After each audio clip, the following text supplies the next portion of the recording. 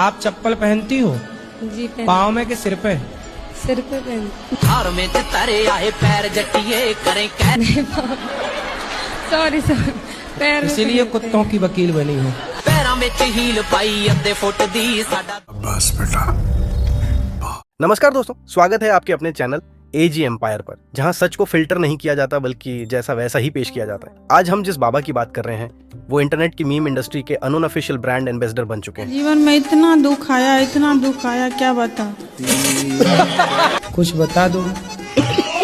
अगर ये बाबा कथा नहीं सुना रहे होते तो यकीन मानो स्टैंड अप कॉमेडी में इनका बड़ा नाम होता। इनका स्टाइल ही ऐसा है कि कोई कितना भी बेवकूफ भरा सवाल पूछ ले, बाबा ऐसा जवाब देते हैं कि सवाल पूछने वाला खुद ही मजाक बन जाता है। कहाँ है वो? भगवान की पूजा नहीं करती गुरुजी को। किसकी करती हैं फिर? रामपाल की। उनके शरण में आ जाओ, वो भगवान है। हाँ भगवान है तो जेल में क्या कर रहे हैं? कुछ बातें तो इनकी सच में काबिल तारीफ है, लेकिन कुछ बातें इतनी अजीब और बिना लॉजिक की होती हैं कि उन पर सवाल उठाना भी जरूरी हो जाता है। बिस्कुट का मतलब क्या है? बिस्किट का मतलब क्या है? बिस्की किट। सबसे पहले बात करते हैं बाबा के अच्छे पहलुओं की, क्योंकि आज के समय में समाज में वैसे ही काफी निगेटिव माहौल फैला हुआ है। ऐसे में अगर किसी में कुछ सकारात्मक बातें हैं तो उन्हें सबसे पहले सामने लाना जरूरी है। आजकल कुछ संतों का हाल ऐसा हो गया है जैसे वो आध्यात्मिक ज्ञान नहीं बल्कि कोई जादू टोना का शो चला रहे हो। कम से कम ऐसी लाखों तृप्त आत्माओं के साथ आपका उस टाइम पे जो है एनकाउंटर हो सकता है। आती जाएंगी बैठती जाएंगी कि मुझे दे दे कोई भी काम का। कोई खुद को भगवान बता रहा है, खुद भगवान हो तो भगवान क्या सपोर्ट करेगा यार, तुम भी अलग ही पागल हो मतलब अभी तक। तो कोई कहता है कि वो मोह माया से ऊपर है, लेकिन असल में वही मोह माया में पूरा डूबा हुआ है। सच है, चमत्कार को नमस्कार है, अदरवाइज बंदा 1 रुपया भी किसी ने तो सिर्फ राधे राधे बोलकर ही स्टार्टअप खोल लिया है, तो कोई भूतों को बुलाकर भक्तों से उठक बैठक करवा रहा है। मतलब साफ है, लोगों को बेवकूफ बनाने के लिए हर तरह की स्कीम मार्केट में चल रही है। और अगर तुम्हें इन सब की और भी डिटेल्स चाहिए तो मेरे चैनल पर जाओ, हर बाबा की पोल वहाँ खुली पड़ी है। हर बाबा की अपनी एक पॉलिसी होती है और उनकी सेवाओं के बदले में चढ़ावा लेने का सिस्टम अब जैसे एक रिवाज बन गया है। फर्क बस इतना है कि ये पैसा सीधे नहीं मांगा जाता बल्कि इसे चढ़ावे के नाम पर लिया जाता है। अब ये चढ़ावा कब बाबा की कोठी बंगले में बदल जाता है ये कोई पूछने वाला नहीं होता। बाबा लोग बड़े बड़े वादे करते हैं कि हर परेशानी का हल देंगे, लेकिन ज्यादातर बार नतीजा निकलता है बाबा जी का ठुल्लू। अपना पैर सीधा कर ले, मारूंगी बहुत है।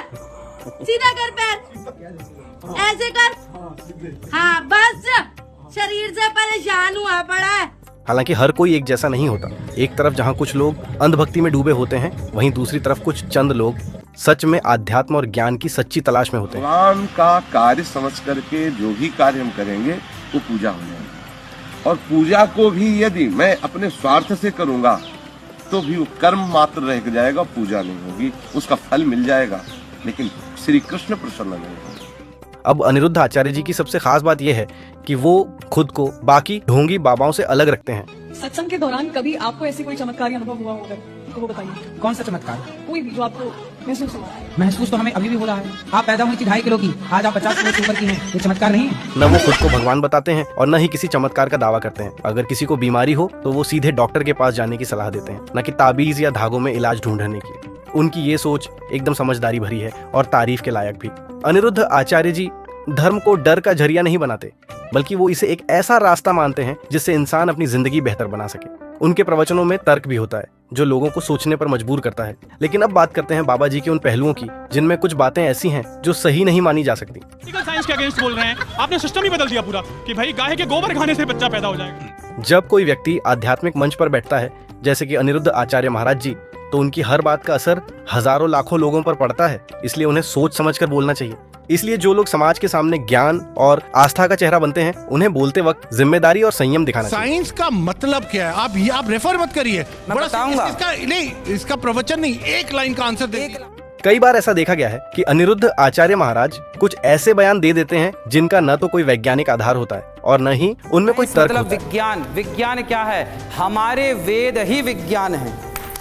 सिर्फ किसी बात को चौंकाने वाला बना देने से वो बात सही नहीं हो जाती। जब किसी सवाल का सीधा जवाब ना हो तो दूसरों को नीचा दिखाने के लिए खुद भी उस स्तर तक गिर जाना सही नहीं है, क्योंकि जब हम ऐसा करते हैं तो लोग हमारे ज्ञान पर सवाल उठाने लगते हैं। साइंस ये होता है, सुन लीजिए, जो प्रक्रिया 99.99% टाइम सक्सेसफुल होती है उसको साइंस हमारी बातों पर भरोसा नहीं करते और कई बार तो धर्म पर भी उंगली उठाई जाने लगती है। सबसे जरूरी बात यह है कि जब ये लोग डिबेट या चर्चा में बैठते हैं तो वहां मौजूद लोगों को भी समझना चाहिए कि आध्यात्मिकता और विज्ञान दोनों अलग अलग चीजें हैं। किसी को ये समझाना कि दोनों एक हैं मूर्खता है। और ऐसा भी नहीं है कि अगर आप आध्यात्मिक रास्ते पर चल रहे हो तो विज्ञान को एकदम साइड में रखो। आप प्रमाण नहीं मानते? अरे वेद, आप वेदों पे क्यों जा रहे हैं? मैंने वेद ही जैसे अगर आपको बुखार हो जाए तो आप मंदिर तो जा सकते हो, लेकिन इलाज के लिए डॉक्टर के पास भी जाना पड़ेगा।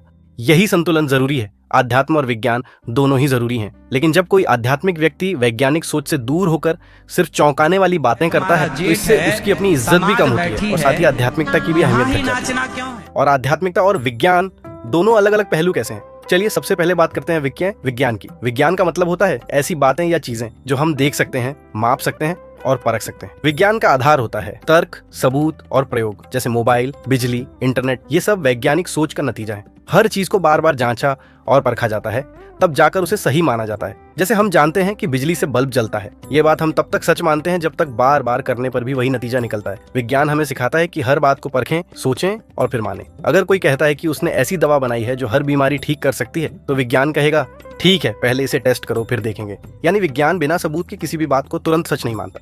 अब बात करते हैं आध्यात्म की। आध्यात्म का मतलब होता है खुद से जुड़ना, अंदरूनी शांति पाना और जिंदगी का असली मकसद समझना। ये कोई बाहरी चीज नहीं है बल्कि हमारे अंदर होता है, जिसे महसूस किया जाता है। ध्यान, योग और भक्ति, ये सब तरीके हैं उस अंदर की दुनिया को समझने के। असली मायने में यही बातें हमारे धर्मगुरुओं को लोगों को सिखानी चाहिए। लेकिन आजकल तो बाबाओं का पूरा सेटअप ही अलग चल रहा है। हर दूसरे बाबा के दरबार में किसी न किसी पर देवी आने का ड्रामा चल रहा होता है। मतलब शर्म तो जैसे इन लोगों ने छोड़ ही दी है। जो काम इन बाबाओं को करना चाहिए था, जैसे लोगों को सही दिशा दिखाना, उन्हें जागरूक बनाना, वो अब आम लोगों को यानी हम जैसे लोगों को फ्री में करना पड़ रहा है। और हाँ, सच कहूं तो इतनी भारी भरकम बातें समझाने के पैसे तो वाकई लेने चाहिए, क्योंकि लोगों को तभी बातें ज्यादा अच्छे से समझ आती हैं जब उसमें चढ़ावे की मिठास हो और ऊपर से जादू टोना जैसा तड़का भी मिल जाए। ऐसे में तो मानो सोने पे सुहागा हो जाता है।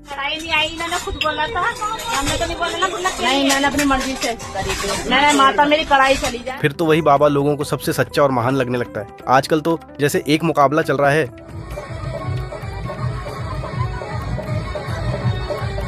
कि कौन सा बाबा ज्यादा चमत्कार दिखा सकता है और किसका ड्रामा सबसे ज्यादा हिट होता है। भले ही उस ड्रामे से किसी का कोई भला ना हो, लेकिन भीड़ जरूर जुटती है। असल में असली भगवान तो फ्री में मिलते हैं, लेकिन अफसोस की बात यह है कि आज के दौर में फ्री वाले भगवान के दरबार में ही एंट्री नहीं मिलती। क्यों? क्योंकि वहां ना दिखावा होता है, ना ड्रामा, बस सच्चाई और शांति होती है। और यही बात लोग समझ नहीं पाते कि ये जो फर्जी और दिखावटी बाबा होते हैं, इनके पास किसी भी समस्या का असली समाधान नहीं होता, सिर्फ भ्रम और झूठे दिलासे होते हैं। असल में इसमें गलती सिर्फ बाबाओं की नहीं है। लोग भी चमत्कार चाहते हैं, वो भी बिना मेहनत किए। न सोचने का टाइम है, न समझने की कोशिश, बस फटाफट रिजल्ट चाहिए। मेरे भाई का इतवार नहीं था। अच्छा, मेरे बर्थडे भाई का करवा देती हूँ, ठीक है। चाहे जिंदगी में कुछ भी ना हो रहा हो, लेकिन अगर कोई बाबा कह दे कि सब ठीक हो जाएगा तो लोग आंख बंद करके मान लेते हैं। खैर, अब असली बात पर आते हैं। ध्यान, योग और प्रार्थना, ये सब आध्यात्मिक अभ्यास हैं। इन्हें नापा नहीं जा सकता, लेकिन जो अनुभव इनसे मिलता है वो बहुत गहरा और सच्चा होता है। जैसे जब आप ध्यान करते हैं तो आपको अंदर से शांति मिलती है। ये कोई मशीन माप नहीं सकती, लेकिन आप खुद उसे महसूस कर सकते हैं। आध्यात्म और विज्ञान दोनों ही जरूरी हैं। विज्ञान हमें नई नई टेक्नोलॉजी देता है और अध्यात्म हमें जीवन में संतुलन और संयम सिखाता है। तो दोस्तों, विज्ञान और अध्यात्म दोनों की अपनी जगह और जरूरत है। दोनों के बिना हमारा जीवन अधूरा है, इसलिए दोनों को साथ लेकर चलना चाहिए।